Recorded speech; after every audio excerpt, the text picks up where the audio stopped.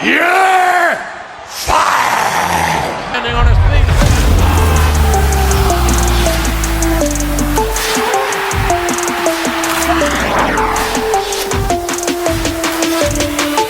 अस्सलाम वालेकुम guys, welcome to ring rant. तो बैकलैश सबने देख ली होगी एंड आई होप के मिक्स्ड रिव्यूज़ होंगे, कईयों को पसंद आई होगी, कईयों को नहीं पसंद आई होगी। उसका एक एनालिसिस कर लेते हैं। और रॉ अभी I am yet to see Raw, तो उसका अभी probably I will make another video कल। ओवरऑल जो है शो एक अच्छा था, बहुत लंबा शो नहीं था। जिस तरह 4-4 घंटे के पेपर व्यूज़ होते हैं उस तरह का सीन नहीं था। It was decent, it was good. और मतलब then again it was, I would say it wasn't good, it was like above average इसको आप कह सकते हो, because there were some good matches like Seth Rollins Bron Breakker, एक अच्छा match हुआ था। Kairi versus, I am sorry not Kairi, Asuka versus IYO Sky, that was another good match. और उसके बाद जेकब हार्टू रोमन मेरे ख्याल से थोड़ा बेहतर हो सकता था उसमें, अगर ये जेकब की साइड से थोड़ी सी और ब्रूटैलिटी दिखाते और रोमन की साइड से अगर इस तरह का एक मैच होता जिधर Roman was getting more beat up, तो अगर उस तरह से मैच दिखाते तो ज़्यादा हाई रेटिंग जा सकती थी इसकी। और फिर इस तरह just a match where things are getting more brutal for Roman Reigns, और मैच एक लंबा और है जिधर Roman is taking a beating, और उसके बाद वो मैच लंबा होता एंड पे रोमन रेंज अगर जीत जाता, उस तरह का अगर उस मैच का एक स्क्रिप्ट रहता तो अच्छा होता। लेकिन overall Backlash was a good शोगल मेला, it wasn't a very great pay-per-view. मेरे ख्याल से जिस हिसाब का था I would probably give it like 3.5 out of 5। ठीक है, इस तरह का इवेंट में ऐसे कहूँगा। बाकी डैन हाउजन और जो विल्सन गेट और मिज वाला सीन था वो भी एक फ़नी था। मुझे तो ऑनेस्टली वो फ़नी लगा, मुझे हंसी भी बहुत आई। और ऊपर से वो जो मिनी डैन हाउजन आ गए थे वो तो बहुत ही फ़नी सीन था, तो मैं तो बहुत हंसूँ उस मैच पे। Many people were pissed because of the mystery partner, वो एक छोटा सा डैन हाउजन का कोई आ गया था, and there were rumors CM Punk could be Dan Housen's mystery partner, लेकिन बिल्कुल भी ऐसा नहीं हुआ, so there were things which were kind of disappointing, लेकिन in the end 3.5 out of 5 is good। तो मेरे ख्याल से इतना एनालिसिस सही है बैकलैश पे, और आगे देखते हैं बाकी चीज़ें किस तरह से जाती हैं।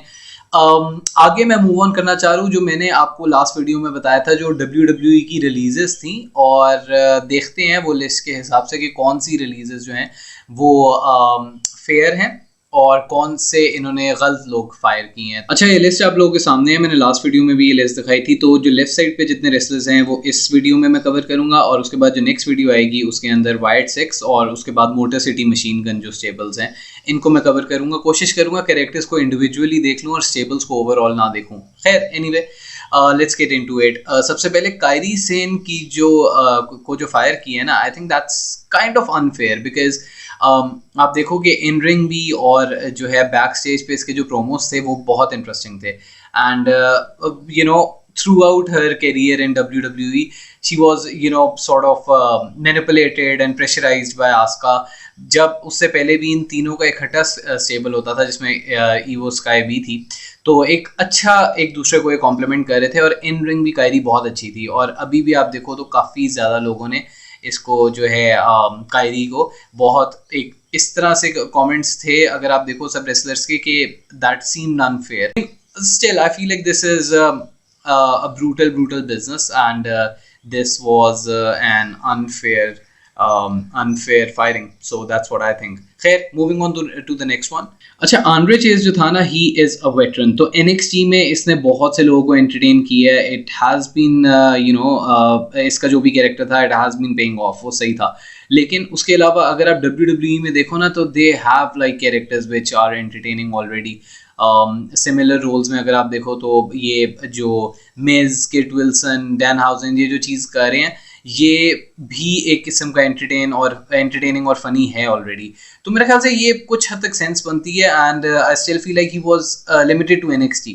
तो WWE में जो रॉ, स्मैकडाउन और पेपर व्यूज़ वगैरह में इसको इतना नहीं देखा हमने। तो I think this was a fair cut, because they already have a similar kind of characters, or they can still pull off that vibe already. So yes, I think this was fair। अच्छा, thirdly we have Elba। ये आप लोगों को पता होगा जो इनका stable था दी सीक्रेट हर्विस, इसमें चेल्सी ग्रीन, एल्बा और उसके बाद पाइपर, ये तीन तीन लड़कियों का स्टेबल था और ये बहुत ही एक किस्म का फॉर्मल किस्म का स्टेबल इन्होंने बनाया हुआ था, which reminds me of another stable right to sensor. आप लोगों को पता होगा एटीट्यूड एरा में एक स्टेबल था जिसमें इनके भी उसी तरह एक फॉर्मल किस्म के आउटफिट्स होते थे, लेकिन I still think Alba can be utilized in any other wrestling circuit, तो वो सही है मेरे ख्याल से। I won't call it a fair firing, लेकिन still I feel like I would probably go 50-50 with this one. Fourthly we have Zoe Stark guys, and personally I feel like Zoe Stark मुझे जब शुरू में आई थी तो एक बहुत talented individual लगी थी, लेकिन I guess injuries ने थोड़ा सा career ख़राब की है, लेकिन still I would call it an unfair firing because आप देखो कि ज़ोई स्टार्क का अभी कैरेक्टर बन रहा था और उससे पहले ही she has been removed, and I still feel like she could have been one of the most dominating women wrestlers. So I think that was unfair because होता ही है usually when you are into segments, into promos, तब आपका एक character बन रहा होता है, आपका गिमिक्स ज़रा बॉयल डाउन होके एक अंदर से जो एयर होती है that is clearing out, and जो आपका कोर है कैरेक्टर का वो बन रहा होता है। And I still feel like during that process Zoey Starks was fired and she had injuries as well, तो that was sheer bad luck, and I still believe that she had more to offer to this business. On the list we have Aleister Black or Zelina. अच्छा, ये that is quite interesting because Karrion Kross, Aleister Black और फिर उसके बाद even the white sex, ये इस तरह के स्टेबल्स थे स्लैश कैरेक्टर्स थे जो कि एक डार्क वो ऑरा क्रिएट करने की कोशिश कर रहे थे, एक डार्क गिमिक क्रिएट करने की कोशिश कर रहे थे, लेकिन इन सबको ही रिलीज कर दिया। तो I don't think WWE has any dark characters right now जो कि एक हॉरर वो जो पर्सोना था वो उस चीज़ को लेके चलें। लेकिन खैर moving on, I think if they don't have Karrion Kross and they also don't have Aleister Black, and with that they don't have Wyatt Six, तो वो जो एक अंडरटेकर टाइप कैरेक्टर था जो कि अंडरटेकर ने इंट्रोड्यूस कराया था, उस जॉनरा को कौन लेके चल रहा है आगे? This is a question I would like to ask the WWE universe, और WWE यूनिवर्स तो हम पहुंच नहीं सकते, लेकिन हमारे इर्द गिर्द जो भी हमें फॉलो कर रहे हैं, जो भी हमें देख रहे हैं, आप लोग बताइएगा कि यार ये कौन ये कैरेक्टर जो है ये प्ले करेगा। And secondly Zelina came as a luchador wrestler, सही है ना, और उसके बाद उसको एकदम ही उसका कैरेक्टर चेंज करके they find her with Aleister Black. तो मुझे ये नहीं समझ आई, अगर एक बंदी जो कि लूचाडोर की रेसलर है और फेस पे है, वो क्राउड उसे पसंद कर रहा है, और आपने एकदम ही उसे 180 टर्न मरवा के उसको हील पे ले आए हो और बाद में आपने उसे निकाल दिया है, तो ये क्लियर ही था कि आपके पास उस कैरेक्टर के लिए कुछ प्लान्स हैं नहीं ऐसे। तो मुझे तो यही समझ आई है because I think Zelina was okay, she was above average, she could have been improved, लेकिन फिर अगर आपने यही करना है तो उससे बेहतर है आप निकाल ही दे। तो I think this was a fair one as well, so yeah, a fair firing.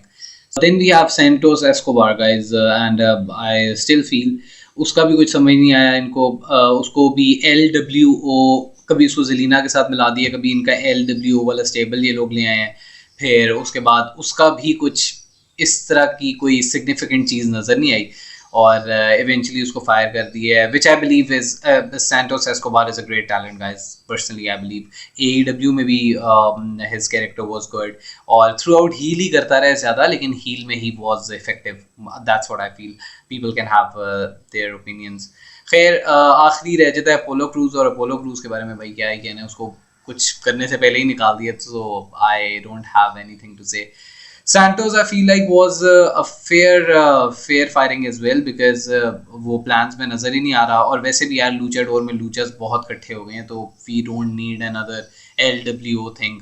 और अपोलो के बारे में तो literally guys I have nothing to say, अगर बंदा सही यूटिलाइज नहीं हो रहा तो उसको निकालना ही सही रहता है। तो that's all from my side guys for today। तो अगली वीडियो में इंशाल्लाह मिलते हैं। Do subscribe to my channel, like, comment, and just keep giving me support for great videos। And just by the way guys, for the next video हो सकता है उससे पहले या उसके बाद I also have a surprise. हम event के लिए गाइस एक स्क्रीनिंग पे गए थे, जो कि हो सकता है मैं अगली वीडियो में या उसके बाद वाली वीडियो में आप लोगों को दिखाऊं, because you know with that I am also covering the WWE releases 2026 की। तो उससे पहले या उसके बाद आप लोगों को कुछ दिखाना चाहता हूँ। And just stay tuned guys, just stay tuned, stay updated. बाद में मुझे ना कहना अगर कुछ मिस हो गया, ठीक है? टेक केयर गाइस, अल्लाह हाफिज।